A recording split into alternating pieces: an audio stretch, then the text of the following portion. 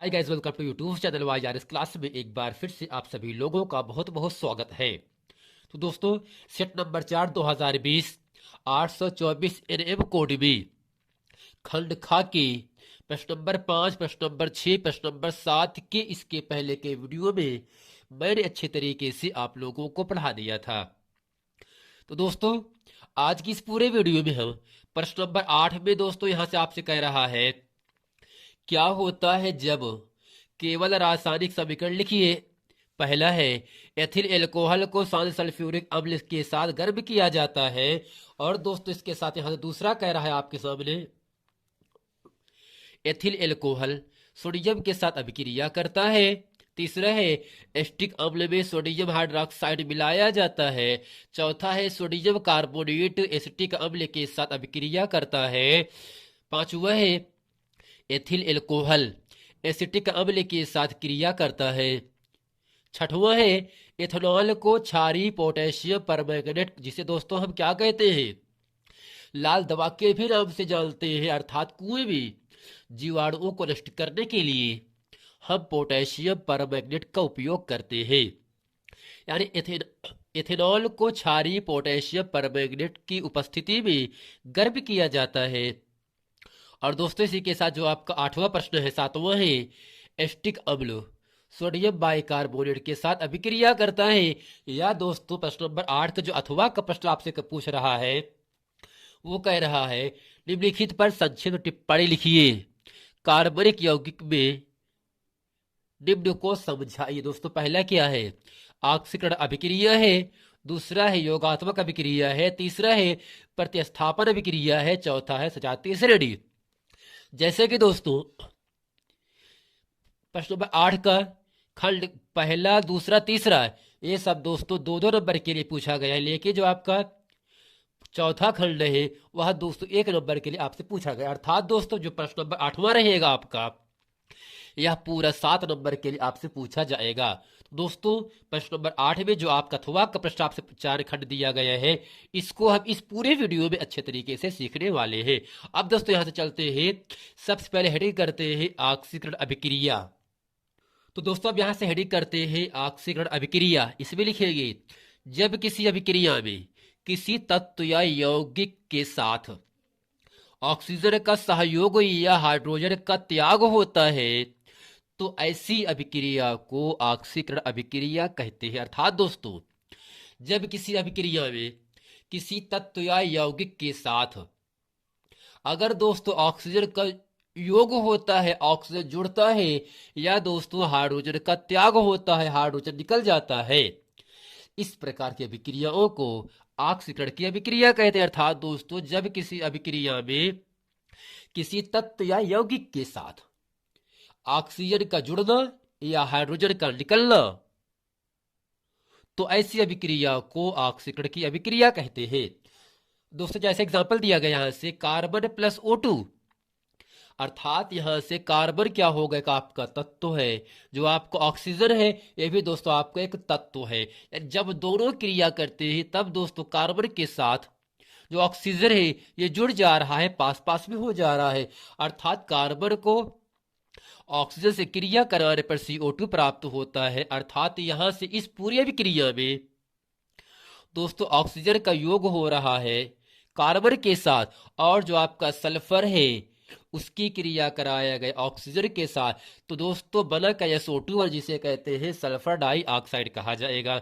अर्थात दोस्तों यहां से जो आपका ऑक्सीजन है या सल्फर के साथ योग हो रहा है, जुड़ रहा है, सहयोग कर रहा है, लेकिन जो यहाँ आपका ऑक्सीजन है यह दोस्तों कार्बन के साथ जुड़ रहा है। अर्थात दोस्तों इस पूरी अभिक्रिया में जो आपका तत्व है वह तत्व ऑक्सीजन के साथ जुड़ करके कार्बन डाइऑक्साइड और सल्फर डाइऑक्साइड प्राप्त हो जाता है। तो दोस्तों आशा करते हैं किसे कहते हैं ऑक्सीकरण अभिक्रिया, इसे अच्छे तरीके से आप लोगों को समझ में आ गया होगा। अर्थात जब किसी अभिक्रिया में किसी तत्व या यौगिक के साथ ऑक्सीजन का जुड़ना या हाइड्रोजन का निकलना या त्याग होना, कि इस अभिक्रिया को ऑक्सीकरण अभिक्रिया कहते हैं।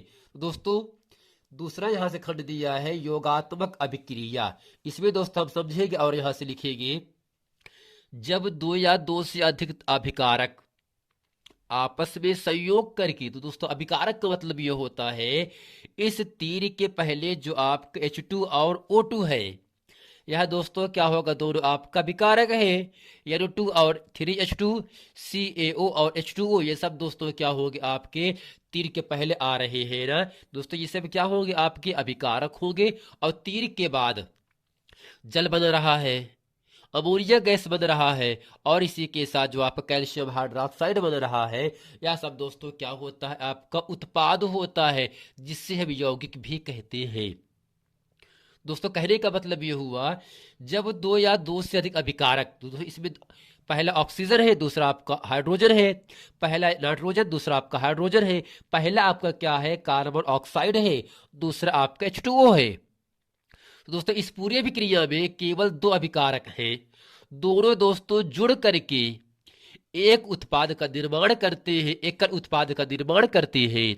इस प्रकार की अभिक्रिया को दोस्तों क्या कहा जाता है, योगात्मक अभिक्रिया या संकलन अभिक्रिया या संयोजन अभिक्रिया कहते हैं। अर्थात दोस्तों जब हाइड्रोजन को हम ऑक्सीजन से क्रिया कराते हैं तब बनता है H2O, और जो आपका N2 का मतलब नाइट्रोजन है, इसकी क्रिया करा दिया हाइड्रोजन से, तो दोस्तों बनता क्या है, नाइट्रोजन में अमोनिया गैस प्राप्त होता है। इसी के साथ दोस्तों कैल्शियम ऑक्साइड की क्रिया जल से कराने पर कैल्शियम हाइड्रोक्साइड प्राप्त होता है। अर्थात दोस्तों तीर के जो पहले वाला हम चिन्हित भाग कर दिए हैं पेंसिल की सहायता से, वह सब दोस्तों विकारक होगा, और तीर के बाद जो बनता है, जो एकल उत्पाद बनता है, इसी को दोस्तों कहते हैं उत्पाद या यौगिक कहते हैं। यानी जब दो या दो से अधिक अभिकारक जुड़ करके संयोग करके मिल करके एकल उत्पाद का निर्माण करते, एक उत्पाद केवल बना देते हैं, इस प्रकार की अभिक्रिया को संयोजन अभिक्रिया कहते हैं या योगात्मक अभिक्रिया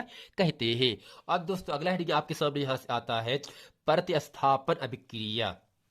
इसमें दोस्तों आपको इतना ही समझना है, वह रासायनिक अभिक्रिया जिसमें एक सक्रिय परमाणु यानी अधिक क्रियाशील वाला तत्व किसी कम सक्रिय परमाणु को उसके यौगिक से हटा देते हैं और उसके स्थान को ग्रहण कर लेते हैं, उसे प्रतिस्थापन अभिक्रिया कहते हैं। अर्थात दोस्तों इस पूरी अभिक्रिया में जो आपका जिंक का है Zn है, यह दोस्तों किससे क्रिया कर रहा है, H2SO4, अर्थात जिसे हम सल्फ्यूरिक अम्ल कहते हैं, जिसे अम्ल राज या अम्लों का राज भी कहा जाता है।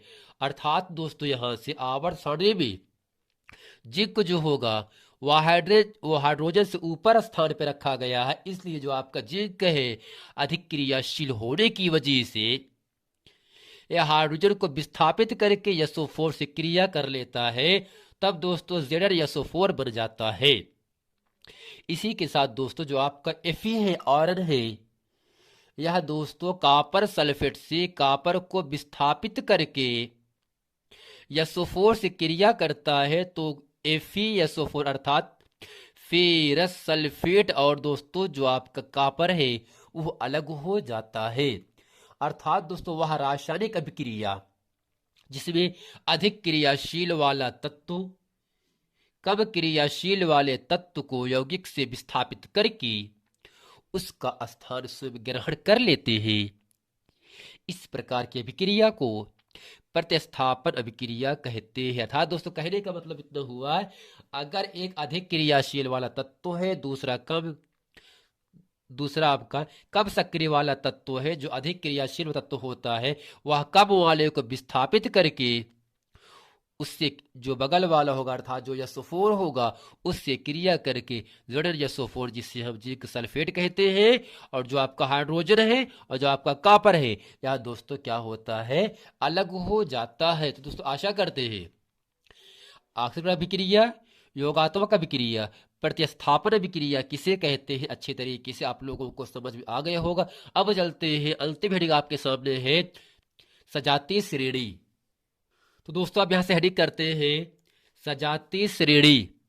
इसमें लिखेंगे जब कार्बनिक यौगिकों को कार्बन परमाणु के बढ़ती संख्या के आधार पर रखा जाता। जैसा कि दोस्तों यहाँ से आधार पर मैंने 2 बार लिख दिया, केवल आपको एक ही बार लिखना है, इसको वैसे काट दे रहे हैं ठीक पेंसिल से। यानी जब कार्बनिक यौगिकों को कार्बन परमाणु की बढ़ती संख्या के आधार पर रखा जाता है तो एक श्रेणी प्राप्त होती है जिसे सजातीय श्रेणी कहते हैं। अर्थात दोस्तों एल्केन के जो सामान्य सूत्र होता है CnH2n+2, अर्थात दोस्त इसमें 1 कार्बन के लिए मिथ, 2 कार्बन के लिए एथ, 3 कार्बन के लिए प्रोप अर्थात मेथ एथ प्रोप ब्यूट, 4 कार्बन के लिए ब्यूट।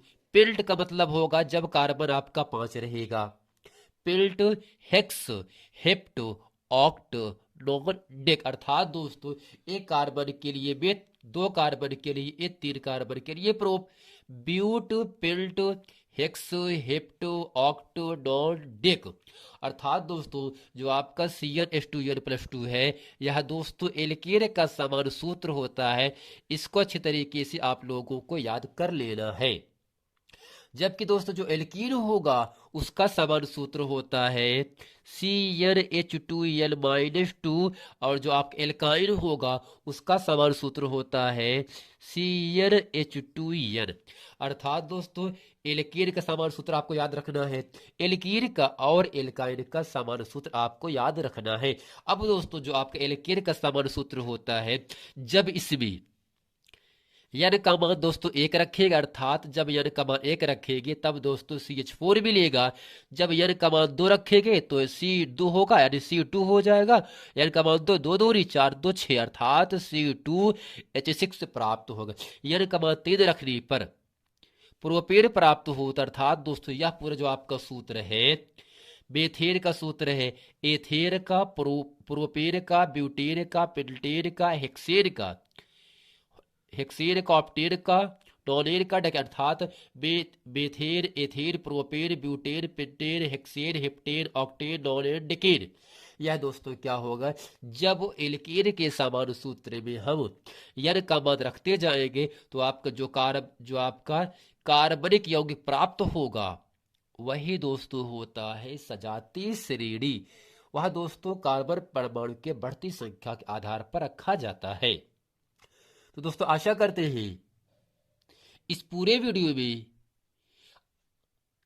विस्थापन अभिक्रिया इन सब अच्छी परिभाषाओं को अच्छे तरीके से आप लोगों को समझ में आ गया होगा।